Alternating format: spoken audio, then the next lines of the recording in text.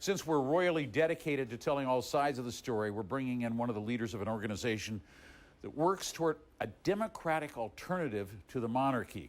Now, I guess you'd call that democracy. Emily Robinson is an academic and an executive officer of Republic. She joins me now from our London bureau. Emily, why are you guys such spoil sports?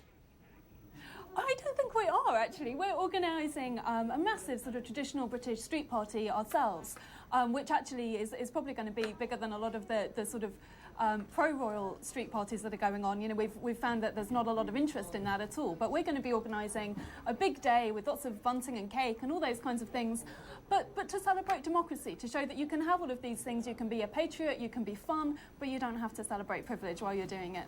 Celebrating privilege. I mean, it is your heritage as well. And I mean, and they're creating heritage. They have all of those dolls and all of that ceramic, stuff that they hang on shelves everywhere. I've seen it. They've got shops full of it. How can you compete with that?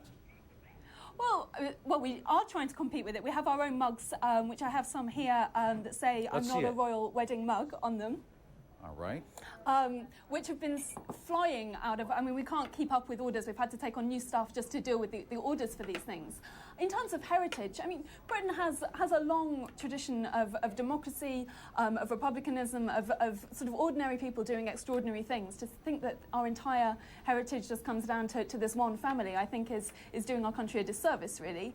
And in terms of sort of history going on, making itself, we can do that. They'll still be part of our past, even if they're not part of our future. Now, you have invited other groups from all across Europe to join you, from other countries that also have monarchies still in existence today. What is everyone's fundamental complaint about this? That the monarchy costs them too much money? That they distract the public away from reality? What is it? Well, I think all of the countries have different reasons, but ours particularly. I mean, yes, it does cost a lot of money, and yes, it is a little bit ridiculous in this kind of day and age. But really, I think our main problem is that it's fundamentally undemocratic. I think the hereditary principle, the idea that you become head of state simply because of your birth, is just indefensible in a modern world. And I'm sure most Americans would feel that. They might like to look at our monarchy from afar, but I'm sure they wouldn't want to live in a country where they couldn't aspire to be head of state or have their children aspire to be head of state. I think that's our fundamental problem. And also, I think in terms of politics, this idea that it's very much a sort of politicians' monarchy. The politicians are exercising these powers on behalf of the Queen because, of course, being unelected, being unaccountable, she doesn't exercise those powers, which in fact makes our Prime Minister incredibly powerful. So that's our main problem with it.